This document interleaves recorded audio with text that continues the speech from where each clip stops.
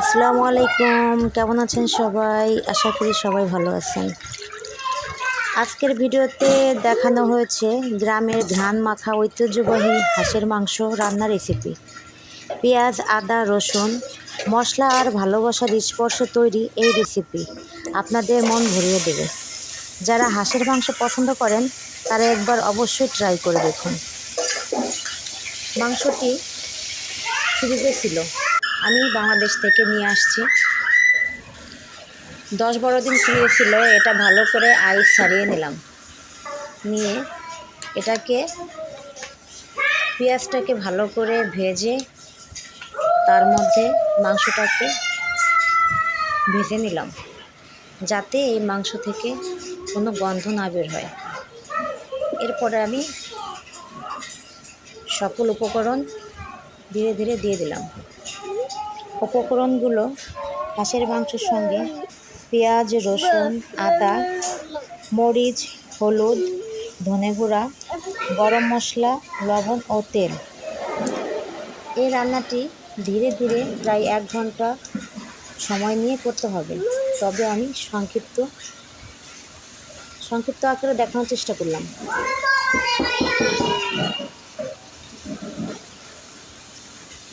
যেহেতু এটা ফ্রিজে রাখা গোশ আর হাঁসের গোশ, এটা একটু ভালো করেই কষিয়ে নিতে হবে, যাতে করে এর গায়ের গন্ধটা না থাকে। ধীরে ধীরে সময় নিয়ে রান্না করতে হবে।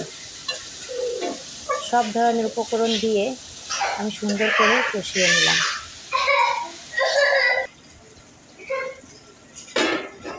ঢেকে কিছুক্ষণ জাল দিতে হবে, যাতে গায়ের পানিটা শুকিয়ে যায়।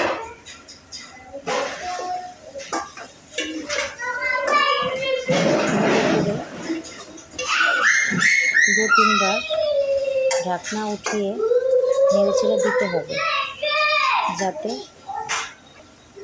নিচে লেগে না যায়। মশলা পুড়ে গেলে তরকারির স্বাদটাই নষ্ট হয়ে যায়, ফ্লেভারটা আর ভালো থাকে না। মাঝে মাঝে ঢাকনা উঠিয়ে দেখতে হবে, যাতে নিচে লেগে না যায়। যখন দেখবেন নিচে মশলাটা কিছুটা লেগে আসতেছে, তখন পানি দিয়ে দিতে হবে। যেহেতু আমার ছোট ছোট বাচ্চা আছে, এদের জন্য আমার গোশটা ভালো করে সিদ্ধ করতে হবে, একটু বেশি নরম করতে হবে। যার কারণে আমি পানি দিয়ে দিলাম। পানি দিয়ে বারবার নেড়ে চেড়ে ঢেকে ঢেকে গোশটাকে ভালো করে সিদ্ধ করব। একটু বেশি নরম করব, যাতে বাচ্চারা খেতে পারে।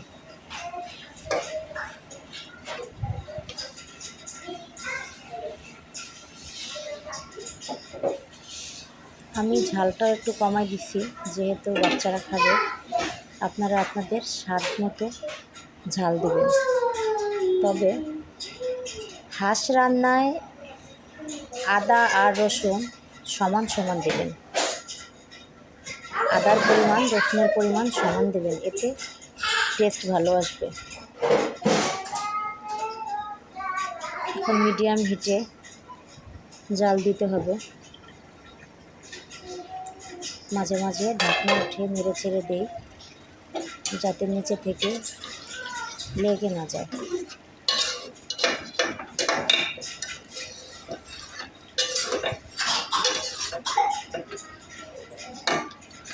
দেখুন সুন্দর একটা কালার আসছে।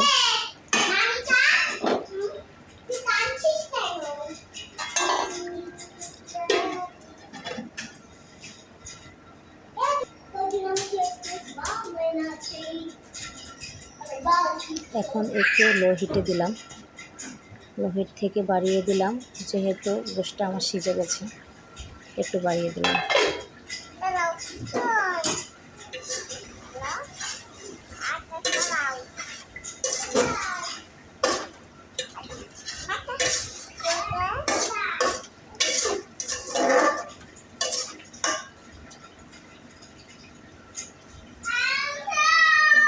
গ্রামে যেটুকু পানি আছে সম্পূর্ণ পানিটুকু শুকিয়ে যাওয়ার পরে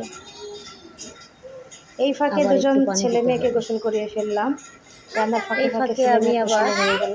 গোশটা বসিয়ে দিয়ে বাচ্চাদের গোসল করিয়ে ফেললাম। সুন্দর করে বাচ্চা দুটো গোসল করা শেষ হয়ে গেল। এখন রান্নাটা শেষ করব। রান্নাটা শেষ করে বাচ্চাদের খাওয়াতে হবে। খাইদারে ধরো।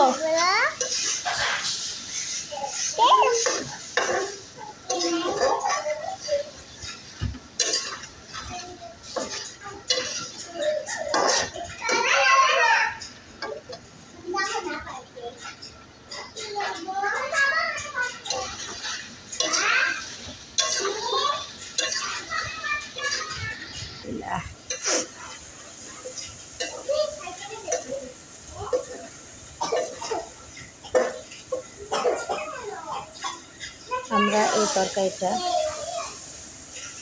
চিতা পিঠা দিয়ে খাবো। যেহেতু চিতা পিঠা দিয়ে খাবো, একটু পানিটা বেশি করেই দিতে হবে, যাতে একটু ঝোলটা বেশি থাকে। পিঠা দিয়ে খেলে ঝোলের পরিমাণটা একটু বেশি লাগে, যার কারণে আমি একটু পানি বেশি দিয়ে দিলাম।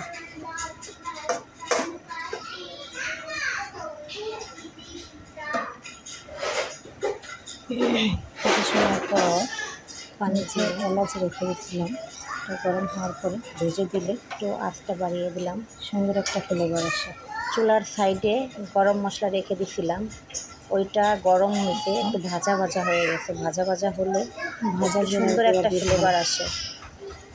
গরম মশলা সুন্দর একটা ফ্লেভার আসে। একটু ভাজা জিরার গুঁড়া দিয়ে দিলাম, পাশাপাশি গরম মশলাটা গুঁড়ো করে তরকারির মধ্যে দিয়ে দিলাম। তরকারির মধ্যে দিয়ে দেবো।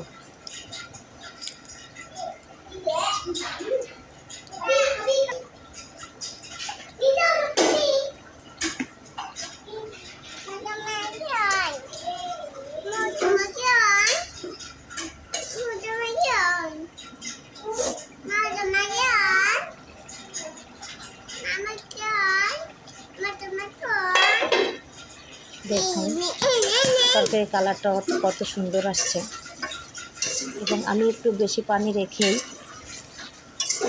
তরকারি রান্নাটা শেষ করে ফেললাম, কেননা পিঠা দিয়ে খেলে একটু বেশি ঝোল থাকতে হয়। রেসিপিটা কেমন লাগলো আপনারা অবশ্যই কমেন্টে জানাবেন, এবং সাবস্ক্রাইব করে পাশে থাকবেন। আপনাদের সাপোর্ট পেলে নতুন নতুন রেসিপি নিয়ে আবার হাজির হব ইনশাআল্লাহ। আসসালামু আলাইকুম।